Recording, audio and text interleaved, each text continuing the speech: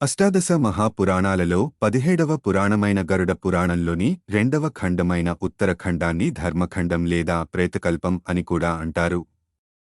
ఈ ఖండంలో వైకుంఠలోక వర్ణన గురించి, బ్రహ్మపుత్ర శ్రవణ దేవతల స్వరూపం గురించి, అల్పాయువుకు గల కారణాల గురించి మరియు మరణానంతరం జీవుని యొక్క స్థితి గురించి చెప్పబడింది.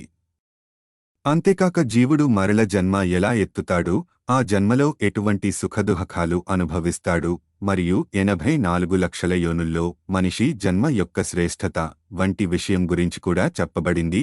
ఈ పురాణంలో యమలోక వర్ణన గురించి, యమధర్మరాజు, చిత్రగుప్తుల భవనాలు మరియు వాటి స్వరూపం గురించి, నరకల్లో విధించే శిక్షల గురించి మరియు దుర్మరణం పాలైన సద్గతిని ప్రసాదించే నారాయణ బలి విధానం గురించి చెప్పబడింది. అంతేకాక ఈ పురాణంలో బభ్రువాహన మహారాజు యొక్క కథ గురించి, వీరవాహన మహారాజు కథ గురించి మరియు వృషోత్సర్గ మహిమ గురించి చెప్పబడింది. ఇలాంటి మరిన్ని వీడియోల కోసం మా ఛానల్ను సబ్స్క్రైబ్ చేసుకోండి.